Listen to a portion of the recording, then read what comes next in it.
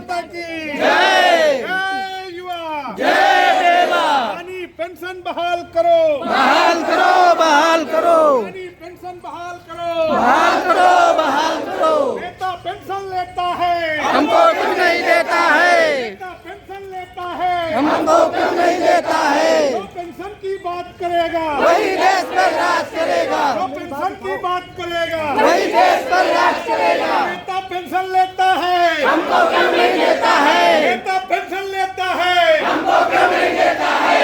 पुरानी पेंशन बहाल करो, बहाल करो, बहाल करो, पुरानी पेंशन बहाल करो, बहाल करो, बहाल करो। तुम लेते हो 5-5, हमको देते नहीं, तुम लेते हो 5-5, हमको नहीं देते, देखिए पेंशन हक है, लेके रहेंगे।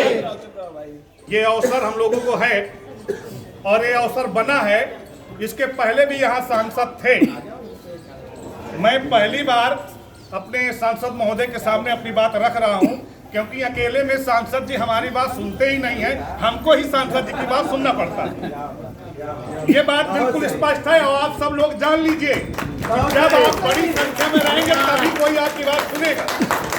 और आज जो हमारी बात सदन में उठ रही है वो इसलिए उठ रही है कि हम लोग मजबूत ताकत में हैं और जो हमारी बात करेगा हम उसकी बात करेंगे, जो हमारा विरोध करेगा हम उसका विरोध करेंगे।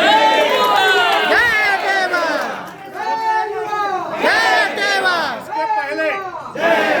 इसके पहले भी हम लोग यहाँ की निवर्तमान सांसद जी के पास और विभिन्न विधायकों के पास गए। फतेहपुर से किसी विधायक ने एमएलसी साहब को छोड़ दिया जाए, डॉक्टर मान सिंह जी को, तो किसी विधायक ने सदन में बात उठाने का काम नहीं किया, ना तो यहाँ की निवर्तमान सांसद ने।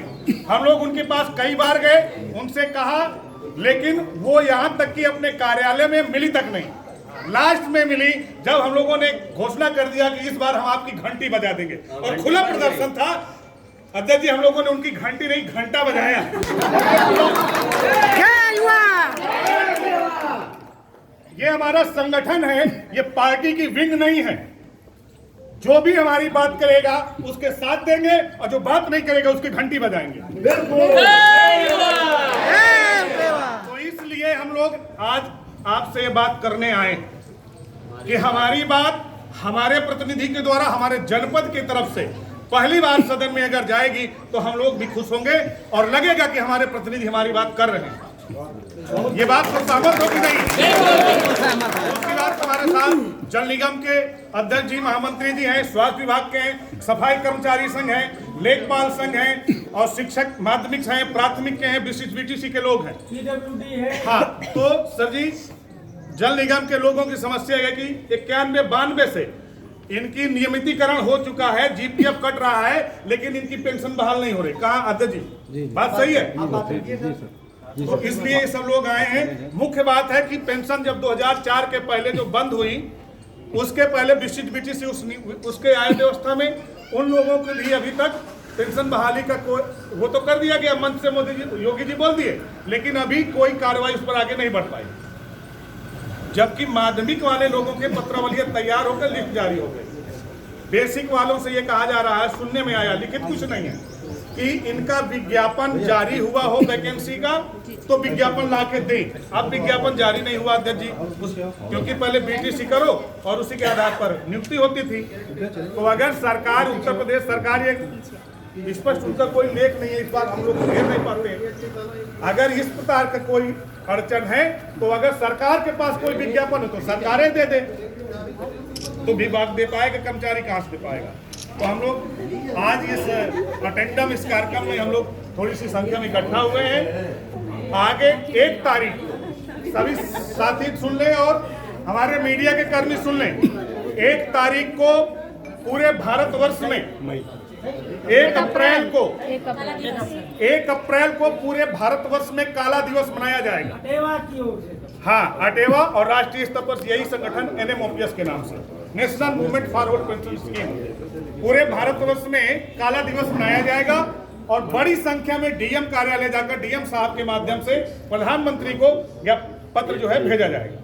पहला पत्र आपकी तरफ से जाना चाहिए। हम लोग निवेदन करते हैं कि हमारी तरफ से आप अपने लेटर पैड के प्रधानमंत्री को पत्र लिखिए कि जिसमें कहें कि हम निजीकरण के खिलाफ हैं और पुरानी पेंशन बहाली के पक्ष में हैं। जय युवा।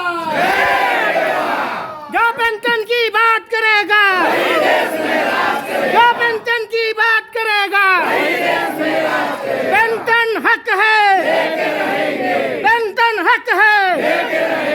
कारण हमारी इस पुरानी पेंशन की जड़ है। हमारी पेंशन निजी हाथों में, कंपनियों के हाथ में सौंप दी गई है, इसलिए निजीकरण हमारी मूल जड़ है।